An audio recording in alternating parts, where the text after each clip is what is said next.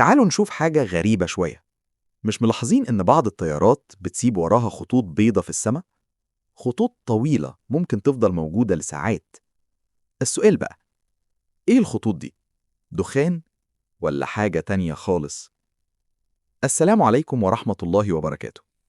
معاكم محمد عامر، ودي قناة دماغ AI، المكان اللي هنفهم فيه الحاجات العادية بطريقة غير عادية.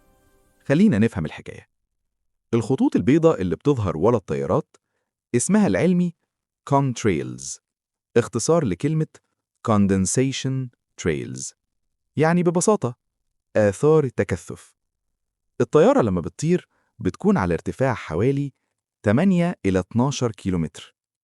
في الارتفاع ده درجة الحرارة ممكن توصل لناقص 40 درجة. محركات الطيارة بتطلق بخار ماء مع العادم، ولما البخار ده يقابل الهواء البارد جدا يتحول فوراً لبلورات ثلج صغيرة، ودي اللي بتظهر في السماء كخط أبيض طويل.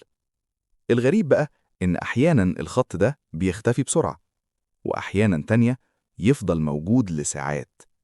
السبب؟ الرطوبة في الجو. لو الهواء جاف الخط يختفي بسرعة، لكن لو الهواء رطب الخط ممكن ينتشر ويتحول لسحابة كاملة.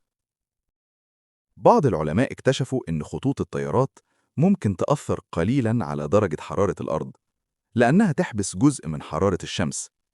يعني المرة الجاية لما تشوف طيارة في السماء وبعدها الخط الأبيض الطويل، افتكر إن ده مش دخان، دي ببساطة سحابة صناعية صغيرة عملتها الطيارة. لو عجبتك المعلومة دي اشترك في القناة، ولسه في حاجات أغرب بكتير هتكتشفها معانا في دماغ AI.